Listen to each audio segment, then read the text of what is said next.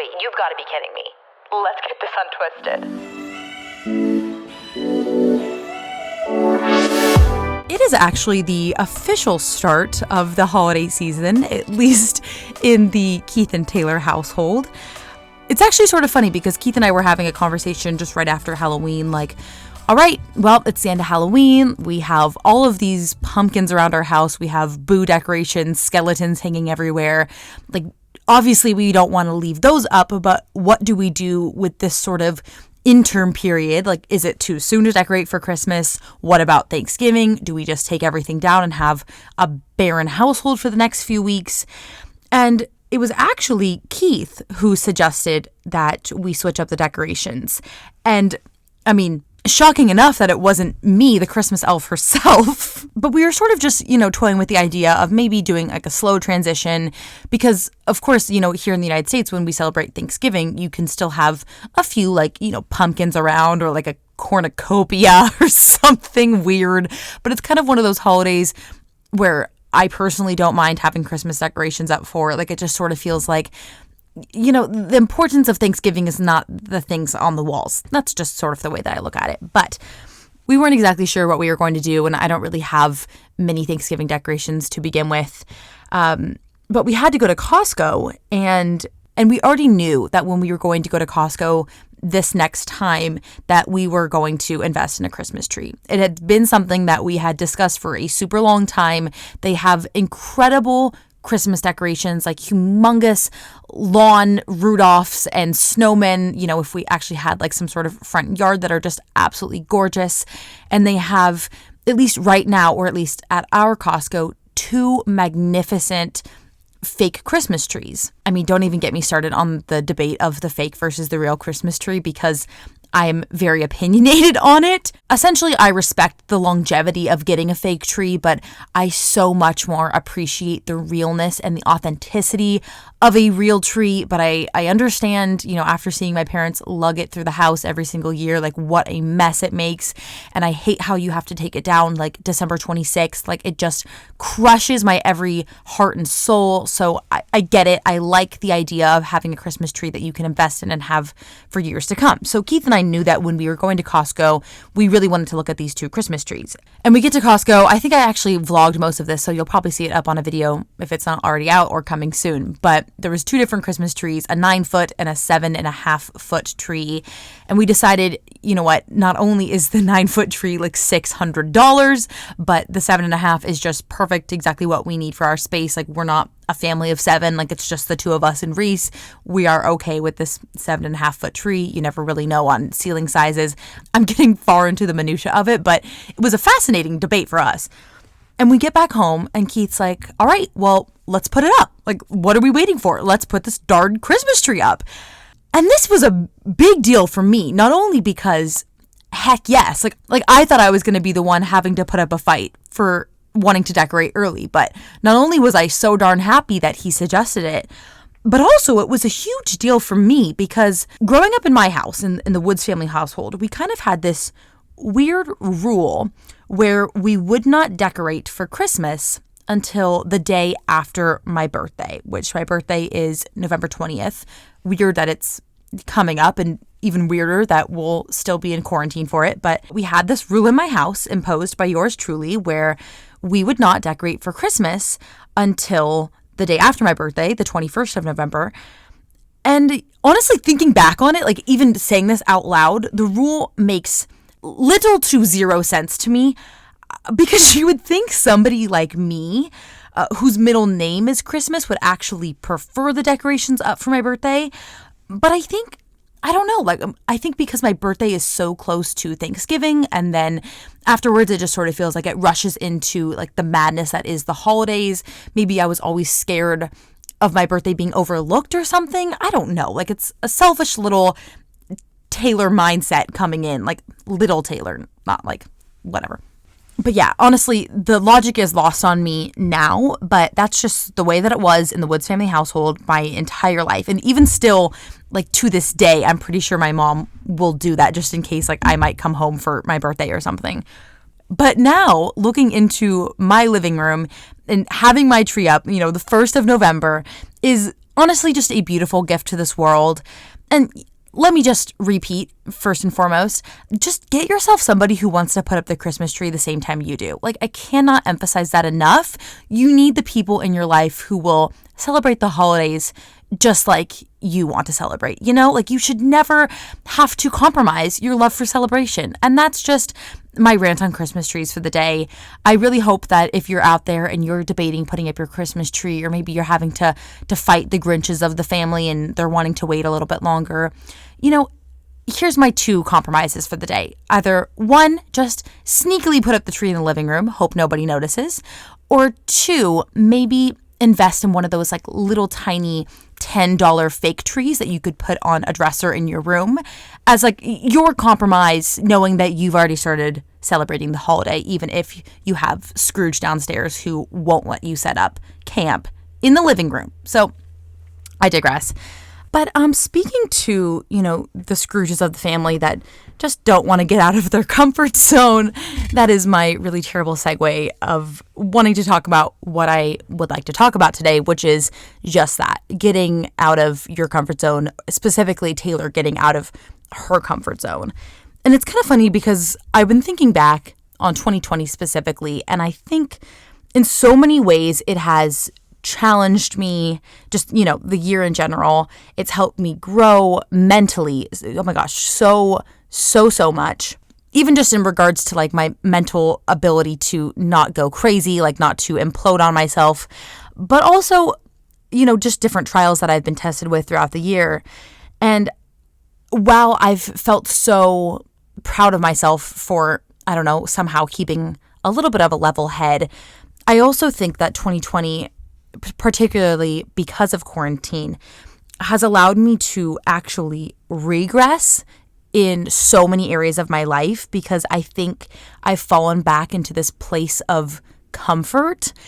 And I know that my biggest weakness is sloth. Like, if we're thinking of the 7 deadly sins, like, I know that this is my sneaky way of bringing the Enneagram back to the conversation. But I just know that that is something that I have a really hard time with. I've always been just slow to start to begin with, and it takes a lot for me to get out of a lazy rut. So when we're being told to stay at home, or it's a stay-at-home order for months and months and months, it's very hard for me to just go out of that with ease. And I mean, we're at the point where that's not even over. And if anything, it's just starting all over again. But because I'm at home so much, I've just fallen back into a place of comfort. And I don't want to do anything that is going to challenge me, or even just challenge me in a way that will get me off my butt. And it's kind of funny because my last episode, I talked a lot about self-care and how important it is, yada, yada, yada.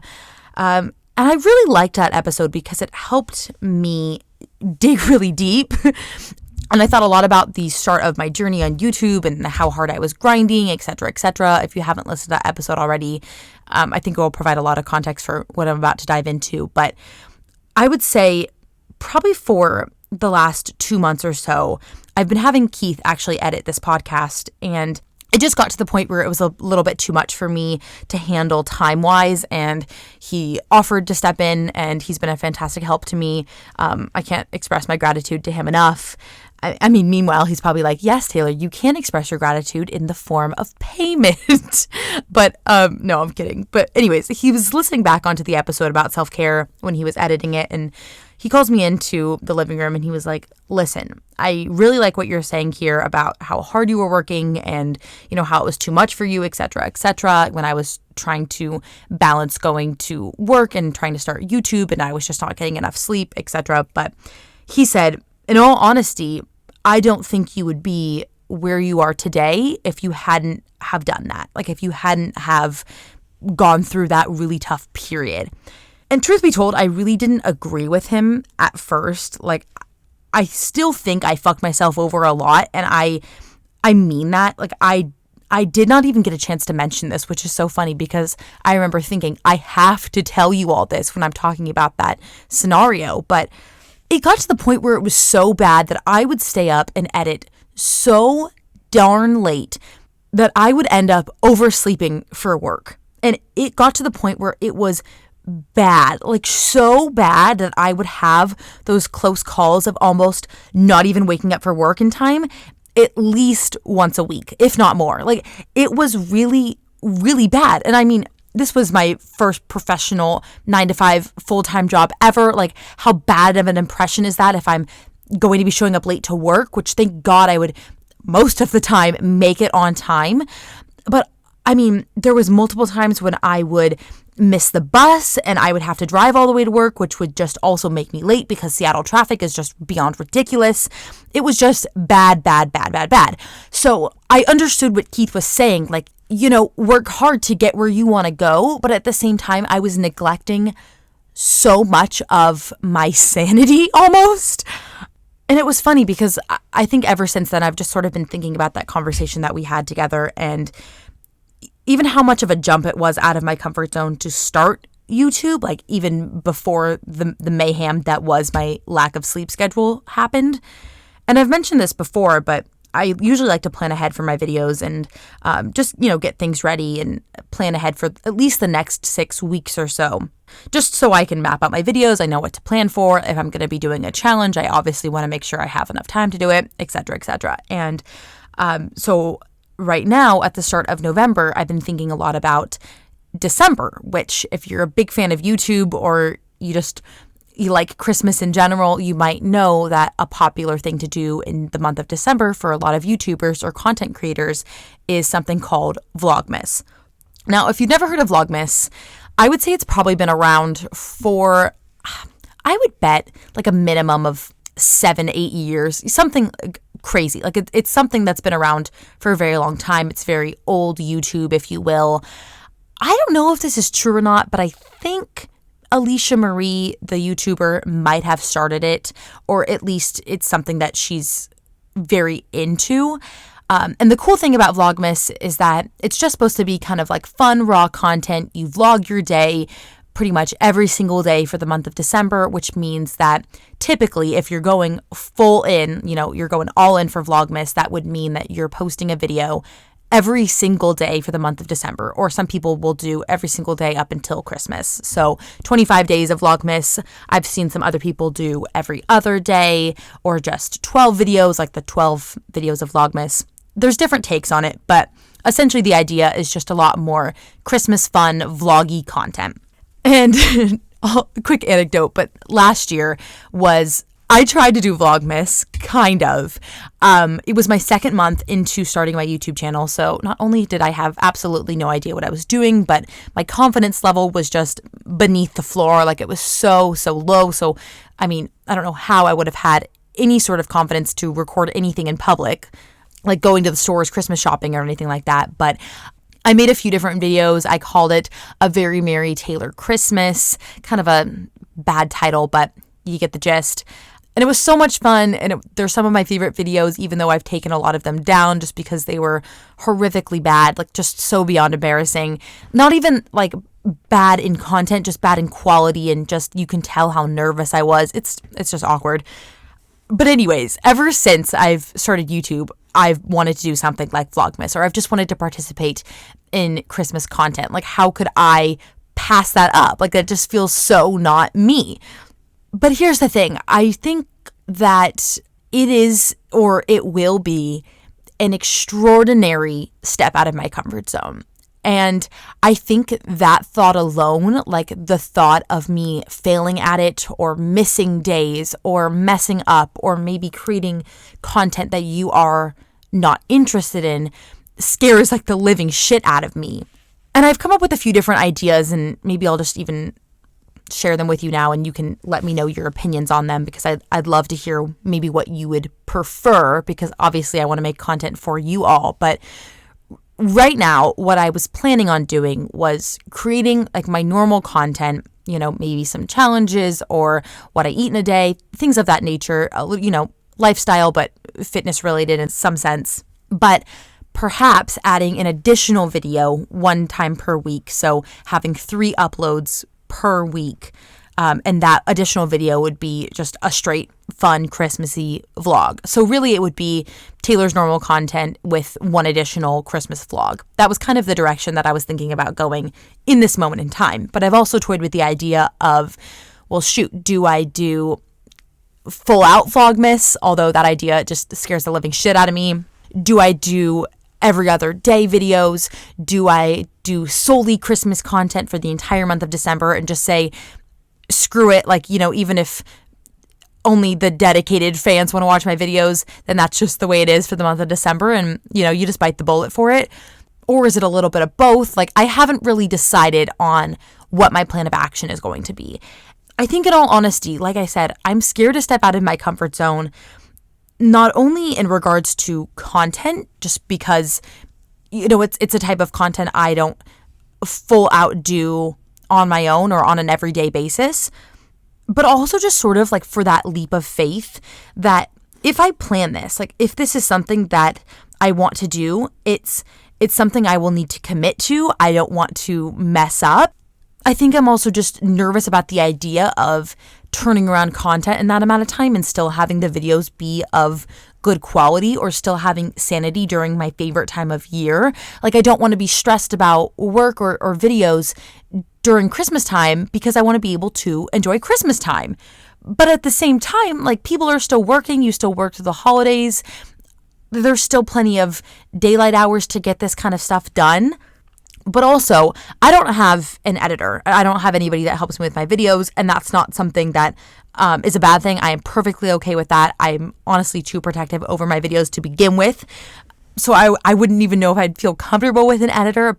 But I do know that is how a lot of other creators can be so successful with Vlogmas, because they will have editors, sometimes even, let's say, across the world in Europe or Asia, for example, if they're a content creator in the United States, and they will send their videos to their editor across the world, where they will edit them during their daytime, which would be nighttime in the US. So when the video is finished, it's finished for the content creator in the morning, which then makes this Vlogmas idea very, very feasible. Because if you really think about it, unless I'm Casey Neistat, which I'm absolutely not, it is so hard to vlog every single day, edit every single day, and post every single day, even if it's just for 3 or 4 weeks. But I just think the juxtaposition of talking about the grind that I had in my last episode is so fascinating in comparison to how I'm pondering whether or not I should fully commit to Vlogmas or how I should go about doing Vlogmas, because I almost feel like 1 year ago Taylor would have been like, well, of course we're just going to stay up until the wee hours of the morning and not get sleep and just prioritize editing and vlogging, etc., etc. But I think because 2020 has crushed my morale in so many ways, and it's just brought about a different kind of slothness to me, I think I'm just scared to step out of my comfort zone, and I want to do Vlogmas so darn badly. So maybe I just need to like get over my fear of neglecting my self-care, recognize that I can do it with balance. I can make the kind of content that I want to create around Christmas and around my favorite time of year, and just enjoy the process and try not to be too stressed about it. But yeah, let me know your thoughts if you have an idea of what you would prefer to see content-wise for the month of December, because I need to start planning now. But of course, like, my comfort zone in regards to doing something like Vlogmas is such on a trivial scale. Like, that's just one example I was thinking of. But lately, I've also been starting my personal training experience for the month of November, and I'm sharing a whole video on it. Trust me, you'll be filled in on all the details. But essentially, for the month of November, I'm teaming up with a personal trainer / subscriber / friend named Justina, and she's absolutely incredible. And that was something that was an enormous step out of my comfort zone in so many ways. I think I've always feared something like that because it feels very vulnerable, and I've never had that kind of one-on-one coaching where there is so much dedicated attention to me. And I feel like I'm actually not the kind of person who loves attention, which sounds weird as somebody who like edits their voice all day long and makes videos about themselves. In all honesty, it's more so because I love the content creation of it all, not because I love me. But I think just having somebody have their sole attention on me is very anxiety ridden and I don't know how to be comfortable with it. And we're doing all of our trainings via Zoom because, of course, which I guess could relieve a little bit of anxiety because you'd think, okay, at least you're not seeing somebody else in person. But at the same time, I feel so uncomfortable with the idea of having somebody just watch me through the computer screen, which as I'm saying this, I get doesn't make a lot of sense considering that I make videos and whatnot, but it just feels very, very uncomfortable. And it's a really scary idea to just have somebody watch you squat and then be like, okay, now fix this, okay, do this. All right, now fix that. Or you're about to freaking give out as you're doing push-ups and your arms feel like they're noodles that are going to snap off, but you know that somebody's watching you. So you're going to try and do them a little bit harder than maybe you normally would. I think just the whole process is very uncomfortable in a good way. And I mean, don't get me wrong, Justina is wonderful and she's so lovely and so warm and makes me feel so good and confident and capable and able. But I think just the whole process is very vulnerable and it's something I need to get used to if I want to better myself. And I think that's something that I need to work on myself, is allowing other people to critique me in a positive way in order to better myself. And I think that's where I would struggle getting out of my comfort zone, because it's so much easier said than done to allow criticism and allow feedback and allow other people to almost burst your comfort bubble. But when will we grow if we're sitting inside of our comfort zone all day long in our warm and cozy apartment? It's never going to happen. And that's a whole other thing. When it comes to getting out of my comfort level with people, particularly as a result of being in quarantine, I've just never recognized how frightening my social anxiety is and how horrified I get at the thought of interacting with other people, which is so not me. If you know me in real life, you would know that I just love being around other people and it's something that gives me energy. I'm a total extrovert, but also very introverted in so many ways. That's just never been me. I used to love going to school because I would get to see my friends and I get to hang out with them. And I really think a lot of social anxiety started in college, but it's just been more and more heightened as I've lived in a new city. I felt more vulnerable, and now being in quarantine, I feel extraordinarily isolated, and that just adds to the chaos of it all. But I think I'm not used to being around other people anymore. And the thought of getting out and being outside, interacting with others, or just if I will see one friend or something, if one friend safely comes over to my house, even then I'll get nervous. Oh my gosh, what if I forgot how to talk to people? What if I don't know how to engage in conversations anymore?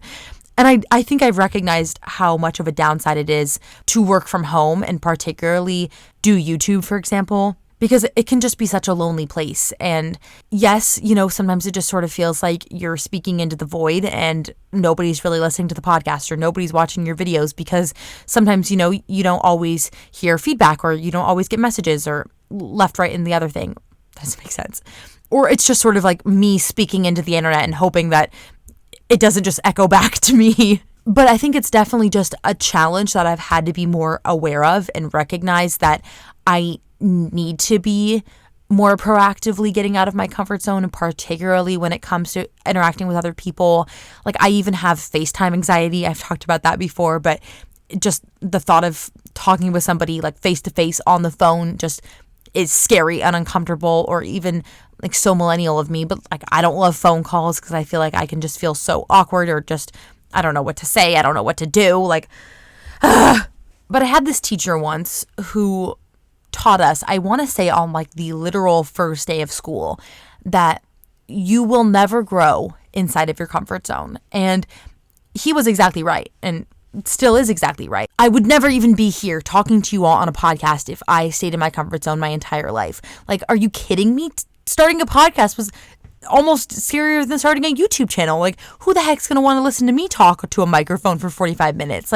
Who wants to listen to me talk? Or I don't know, even applying for a job, that's something that is terrifying, and it's so hard to do the things that scare you. But I would never be where I am if I just continually let other people do the things that I wished I would have done earlier. And that was like the narrative of my life for so damn long, was just watching from the sidelines. And after a while, you just get tired of it. And I think almost that fire under your bum can be the sole motivator for you to get things done or to even push yourself out of your comfort zone.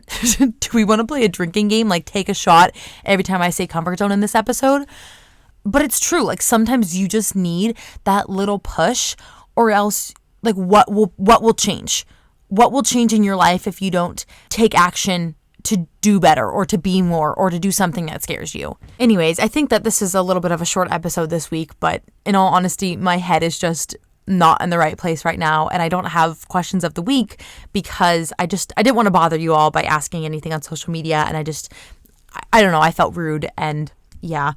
But I think moral of the story here is that doing things that scare you is freaking scary. We're going to have obstacles like a global pandemic that are going to put us out of our normal ways, and we're going to be thrown with really scary obstacles that we've never faced before, and we're not going to know what to do or how to deal with them. Or maybe we'll all of a sudden have an awakening that we want to pursue a passion that we've never pursued before, and it's going to feel really scary and it's going to feel very hard, but you're never going to know until you try. And I can honestly say that I'm not somebody that is very confident in myself, and I've had a hard time dealing with that confidence, especially on the internet, and my self-image has been, I don't even know, like totally construed because of the things I see online. And you can easily let so many comments, good or bad, go to your head so easily. And there's going to be hard things with everything in life, but you have to stick it out for the things that are worth it for you. I love how I started this episode talking about Christmas trees, and I'm ending on like such a depressed note. But if that just isn't the theme of 2020, then I don't even know what is. But thank you for listening to this weird episode. I hope that you can find a little bit of solace in just having, a moment to yourself while listening to this, hopefully. Or you could be like me and try and do like 600 different multitasks while you're listening to a podcast. Honestly, the only way to listen to podcasts. I've become that person that will have to have a podcast on when I'm doing anything now. I think it's actually probably very bad for your mental health because I'm very uncomfortable with silence. Maybe that's something I need to do to get out of my comfort zone. But I'm cooking, I have to have a podcast on. I'm working out, I have to have a podcast on. I go on a walk, I go on a run, I need a podcast on. I'm getting ready, I'm starting my day, I need a podcast on. Are we getting a theme here? But anyways, if you're like me, then hopefully you got something done while you were listening to this. Or if you're maybe a little bit more put together with your life, maybe you just sat and were introspective for a few minutes. But love you all so much. I'm thinking of you. If you need anything, if you need somebody to talk to, please message me on Instagram. You can message me on Twisty Pod if I'm not answering on tayllorwoods. It's a little bit easier to message on Twisty Pod than it is on tayllorwoods on Instagram. Am I making sense? So let me know if you have any questions or if there's anything that you want to hear me chat about for the next month or so. Please, please, please let me know your thoughts on Vlogmas, because I'm honestly very interested in your feedback. Because like I said, right now I'm thinking about just doing one additional video once a week, but I'm also sort of leaning towards the idea of doing just 3 vlogs a week, or maybe it's 4 vlogs a week. Is that too much? I don't freaking know. Also, what days do you like to watch videos? Like, should I do a Sunday upload? Should I do a Wednesday upload? You tell me. Please let me know. Love you all from the very bottom of my heart. Thank you for listening. I hope you're doing okay. Please let me know if you have any questions or if you need somebody to talk to. Always here for you, and I will talk to you next week.